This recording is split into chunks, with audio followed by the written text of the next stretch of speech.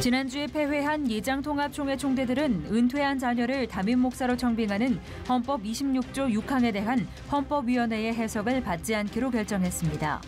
그러나 교회법 전문가들은 이번 결의가 오히려 총회 헌법과 절차를 무시했다는 지적도 나오고 있습니다. 미국 남동부 지역에 상륙한 허리케인 플로렌스가 거대한 물폭탄을 쏟아낸 가운데 곳곳이 홍수 피해를 겪고 있습니다. 세력이 열대성 저기압으로 약화됐지만 오랜 시간 머물면서 많은 피해를 내고 있습니다. 통일 전문가들이 함께 모여 만든 선교통일한국위원회가 공식 출범했습니다. 선통협을 통해 한자리에 모인 전문가들은 향후 한반도의 변화 상황에 대응하기 위한 다양한 방법을 모색할 예정입니다.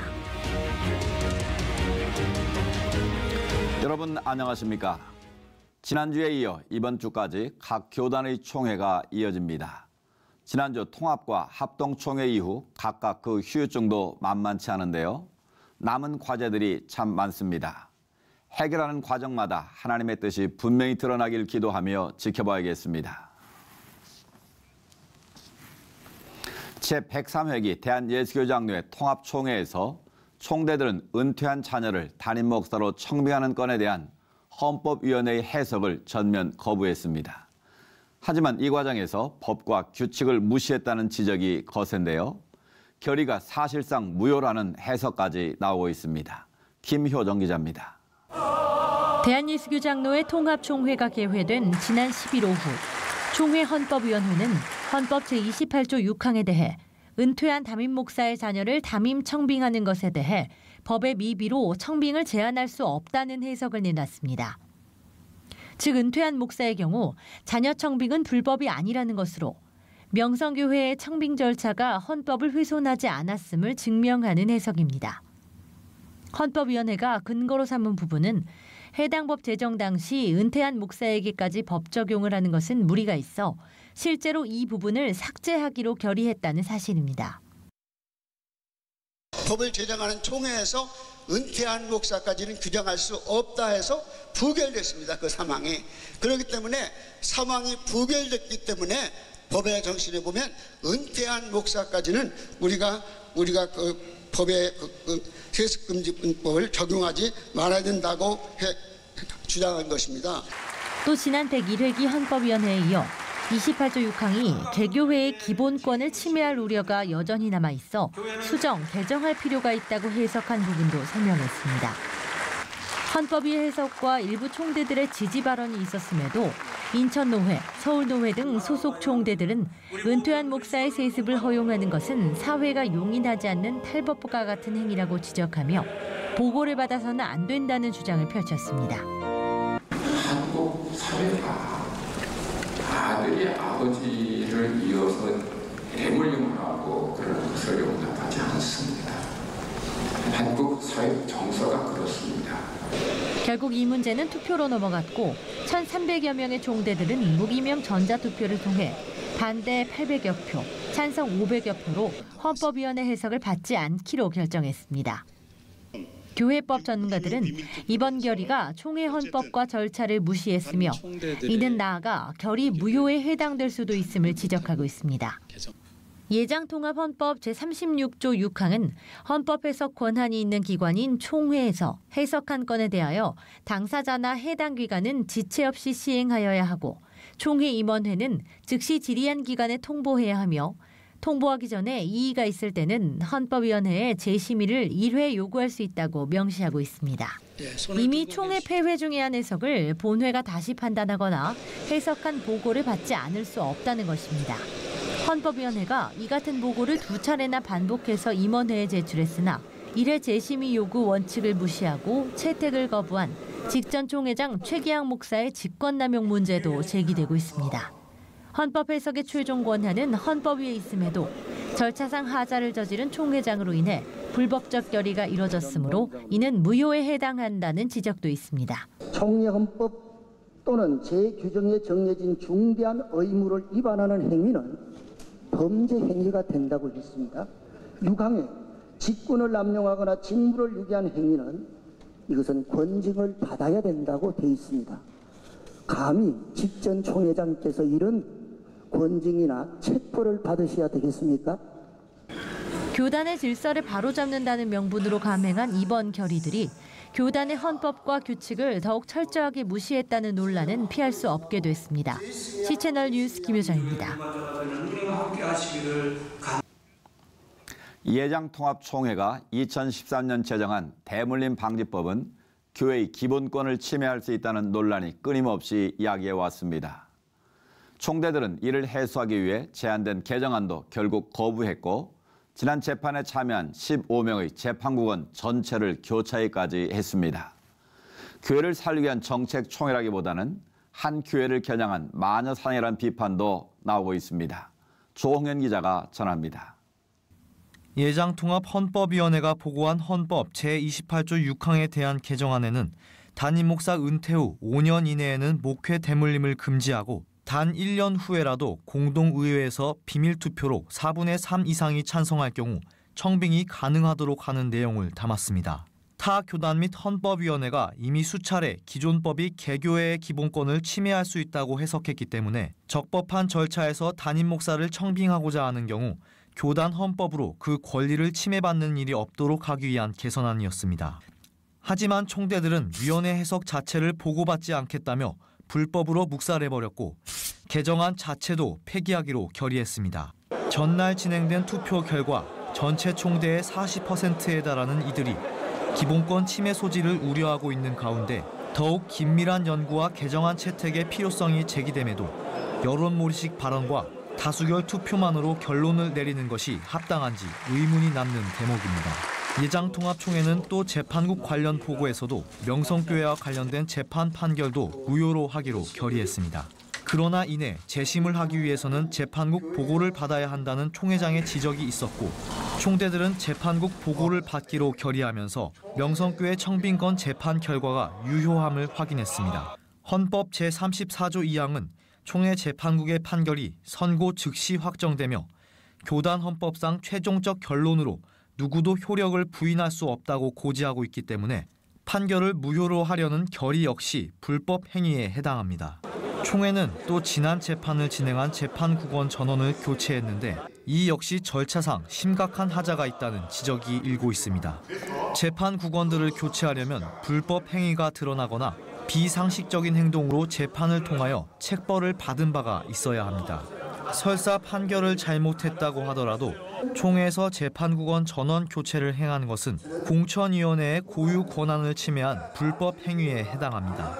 한 발 더 나아가 명성교회 관련 재판만 진행하는 것이 아님에도 기간에 상관없이 명성교회 부목사로 교회를 섬겼거나 명성교회와 조금이라도 관련이 있는 이들은 재판국원이 될 수 없다고 주장해 불공정과 인권 침해 논란까지 야기했습니다. 제가 재판국 3년조로 내천이라고 그럴까요? 제 의사와 전혀 상관없이 추천이 됐습니다. 3주 후에 전화가 왔습니다. 김영철 목사는 다 좋은데 명성교회 출신이어서 안 된다. 명성교회 출신이라고 그래서 이렇게 저희들을 제척하거나 이런 일을 한다면 이것은 저희들에 대한 인권에 대한 폭거라는 것을 말씀드립니다. 예장통합총회는 또 명성교회 김하나 목사의 청빙을 반려한 서울 동남로의 헌의위원회가 법을 위반했다는 기존의 해석 역시 거부했습니다. 전 규칙부장 안옥섭 장로는 목사 청빙 서류는 헌의위가 임의로 반려할 수 없으므로 당시 김수원 목사는 법을 위반한 것이라며 보고를 거부할 시 앞으로 총회와 노회 운영에 있어 엄청난 혼란이 예상된다고 주장했지만 총대들은 귀 기울이지 않았습니다. 우리가 헌법에 어떤 절차가 다 있습니다. 명시된 절차가 있기 때문에 그 절차에 의해서 처리하면 되는데 이번 총회는 법적인 절차와 적용 순서가 다 무시되고 오로지 존재하는 것은 여기에 결정뿐입니다. 하나님의 뜻을 쫓아 법과 절차에 따라 교회를 살리기 위한 조치들을 행해야 할 교단 총회. 정책 총회는커녕 법과 원칙을 무시한 채 한 교회를 타겟으로 삼아 마녀 사냥식 여론몰이를 한 것은 아니냐는 비판이 거세게 일고 있습니다. 시채널 뉴스 조홍현입니다. 이어서 그 밖의 교계 소식 전해드립니다. 사단법인 미래목회 포럼이 이번 추석 명절을 맞이해 제14차 민족의 명절에 고향교회 방문 캠페인을 진행하기에 앞서 기자들과 만나 취지와 계획을 공유했습니다. 미래목회 포럼 김봉준 대표는 탈농촌과 탈도심지화는 한국교회의 현실적 위기 중 하나라며 명절에 고향교회를 방문하는 것은 목사님들에게 큰 위로와 새 힘을 주고 성도들에게는 큰 보람이 되는 일이라고 강조했습니다. 이어 미래목회 포럼 정성진 이사장은 2009년 추석 때부터 시작된 이 캠페인은 자신이 자란 고향교회를 살리자는 계기로 시작해 어느새 14회를 맞이하고 있다며 이를 통해 교회의 양극화를 해소하고 우리들의 모교회를 살릴 수 있기를 희망한다고 밝혔습니다. 내가 나고 자란 고향교회, 농어촌교회는 우리의 보금자리입니다라는 슬로건 아래 진행되는 이번 캠페인은 교회 주보나 신문을 통해 고향교회 방문에 대한 교인들의 동참을 유도하고 귀성한 교인들이 고향교회 공예배에 참석해 목사님께 인사를 드려 출석교회에 알리기 등을 주요 내용으로 하고 있습니다.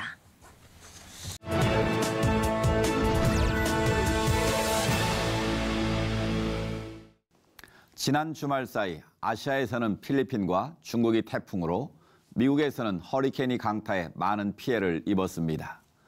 허리케인의 세력은 약해졌지만 폭우로 인한 피해가 컸다고 하는데요.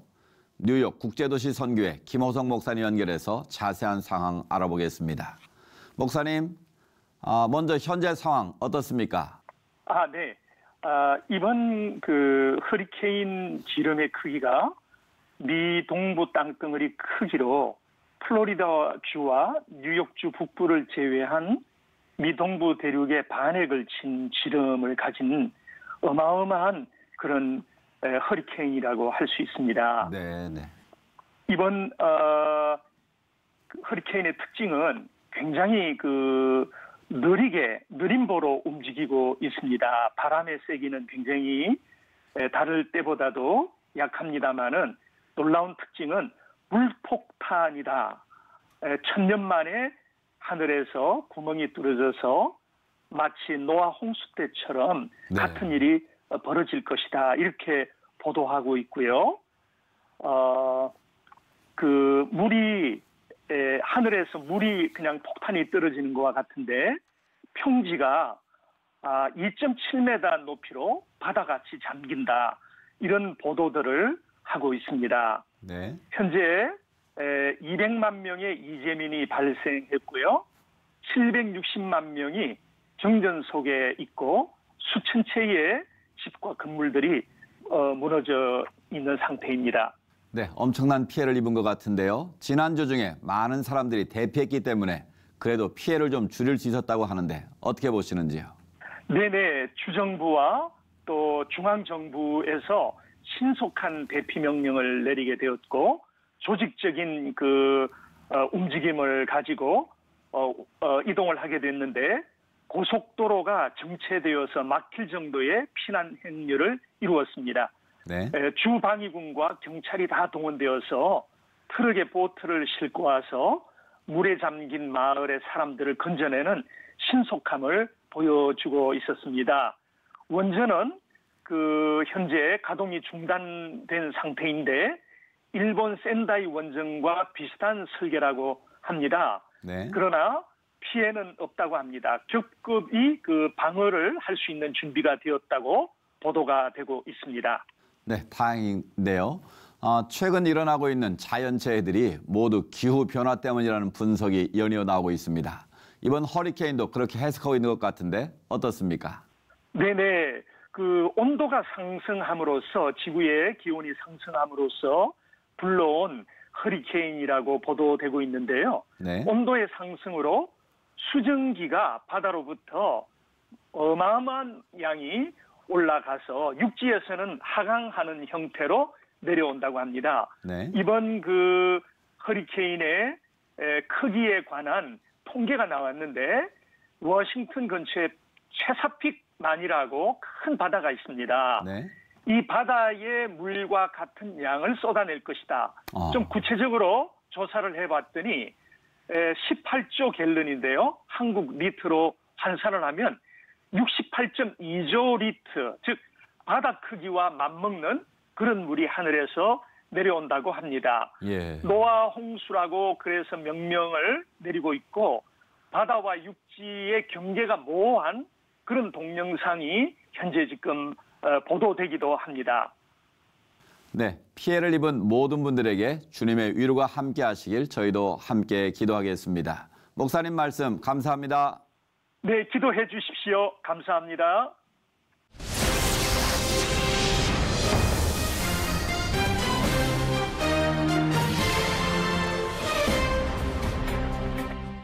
통일을 준비하는 통일 선교 전문가들이 한 지붕 아래 모였습니다. 선교통일 한국협의회라는 이름으로 통일 관련 사역자들이 뜻을 모았는데요. 오늘 이슈를 보는 창에서는 선교통일 한국협의회 창립준비위원장 조요셉 목사 모시고 관련 말씀 나누겠습니다. 목사님 안녕하십니까? 네, 안녕하세요.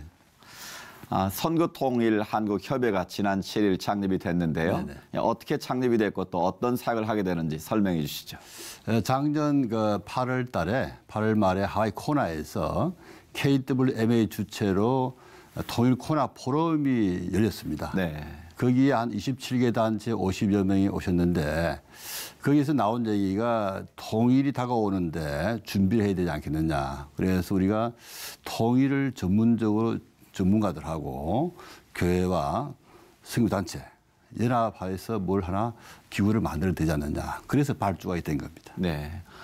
선통협에 어떤 분들이 함께 동참하고 계신지도 궁금하거든요. 예, 고분으로 이제 우리 김상범 목사님도 계시고 우리 YM 코리아를 만든 오대원 목사님, 또 유관지 목사님, 전 통일부 차관 양영식 장로님 그런 분들이 고분으로 계시고 또 백석대 부총장이신 주도원 교수님이 이제 이런 학자들이 자문인으로 계시고 상임 대표 회장으로서는 이제 고신척의 선교위원장인 김정국 목사님을 비롯해서 네. 황성주 박사님, 또 우리 벤토레이 신부님, 또 안성삼 국제신학대학원 총장님, 또 김철봉 부산 사익동교회 담임 목사님, 또 강보영 행복한 교회 목사님, 또 곽수광 우리 또 목사님, 저 이렇게 해서 9분이 공동 대표로 있고 그 산하에 9개의 실행위원들이 있습니다. 전문가들이.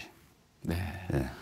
선통협이 만들어진 건 일종의 선교 사역 단체를 총괄하는 모종의 기관.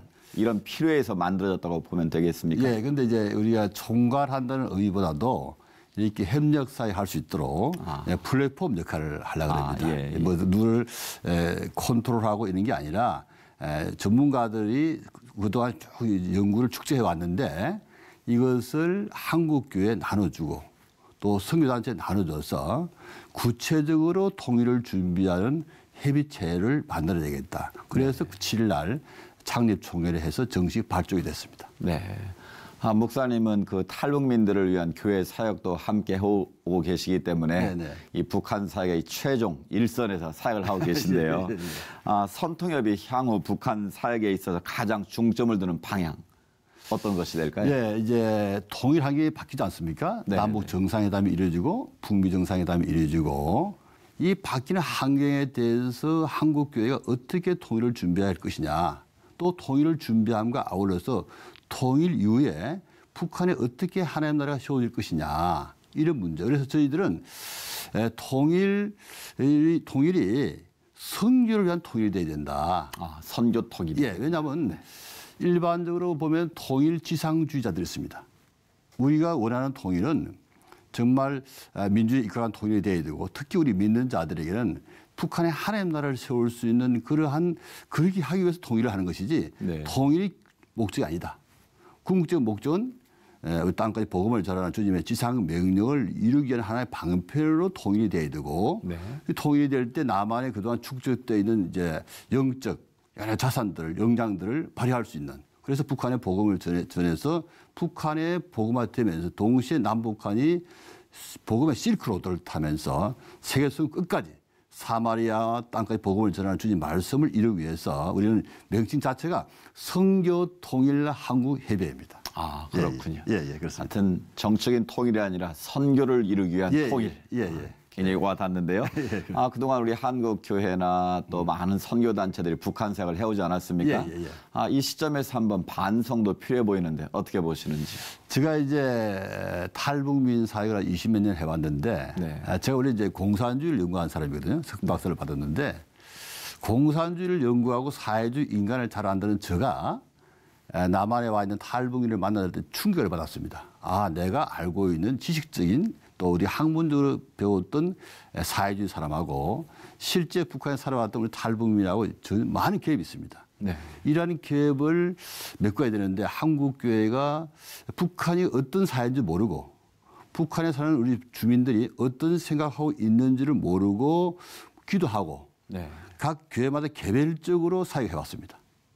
이렇게 해서는 우리가 되지 않는다. 그래서 이러한 문제점을 극복해야 되지 않느냐. 왜 개교에서만 하고 있느냐. 전체, 하나님도 전체를 보는 눈을 가져야 되겠다. 그러기 위해서는 우리가 서로 협력하고 그래서 우리의 모임은 하나의 컨트롤 타워가 아니라 플랫폼입니다. 그래서 이렇게 해서 전체적으로 왜 그렇게 하지 않으면 말이죠. 통일이 아마 생각보다 빨리 올 텐데 준비를 하지 않으면 이단들이 지금 다 준비하고 있습니다. 그래서 이 시점에서 우리가 가장 필요한 것은 한국교회와 선교단체와 전문가 연합해서 하나님 주신 통일을 잘 이렇게 보듬을 수 있는 그러한 하나의 역할을 하기 위해서 우리가 그런 플랫폼 역할을 감당하려고 합니다. 이번 주 남북 정상회담이 열리게 되고요. 또 앞으로 북미 회담도 열리게 될 텐데 향후 통일을 바라보는 북한 사역 어떤 방향 또 어떤 분위기일까요? 한국교회가 오랫동안 통일을 위해서 기도해 왔습니다. 그런 기도가 응답되고 있지 않느냐. 각 생각지 못한 남북 정상회담이 이루어지고 몇 차례 이루어지고 또 이제 북미 정상회담이 이루어지고 있기 때문에 이러한 것들이 저는 통일로 가는 길이다. 물론 여기서 우리가 안보를 튼튼히 해야겠죠. 그러나 우리가 믿음의 식구들이 이런 것이 잘 될 수 있도록 기도하면은 생각보다 통일이 빨리 올 수 있고 북한하고 접촉하면 할수록 유리한 쪽은 저희들입니다. 그리고 우리가 복음이 전파될 수 있도록 한국교회가 기도를 해야 되지 않느냐. 저는 이 모든 것이 통일로 가는 긍정적인 신호로 받아들이고 있습니다. 긍정적인 신호. 앞으로 이 북한 선교를 위한 구체적인 기도 제목 말씀해 주신 저희도 함께 기도하겠습니다. 한국교회가 이렇게 좀 북한하고 기도하면 좋겠습니다. 개교의 울타리를 벗어나서 우리 민족을 살릴 수 있는 이 통일을 위해서 기도하면 좋겠고 또 하나는 이제 한국이 아까 말씀드린 대로 협력하고 서로 간에 벽을 허물고 구체적으로 북한이 어떻게 하나의 나라를 세울 것인가 이렇게 그런 전략을 짤 수 있도록 기도해 주시면 고맙겠습니다. 지금까지 말씀하신 내용 가운데 앞으로의 통일은 선교 한국이라는 통일이다라는 말씀이 귀에 와닿는데요. 앞으로 선투협을 통해서 이 사역들이 잘 이루어지길 저희도 기도하겠습니다. 오늘 말씀 감사합니다. 네, 감사합니다.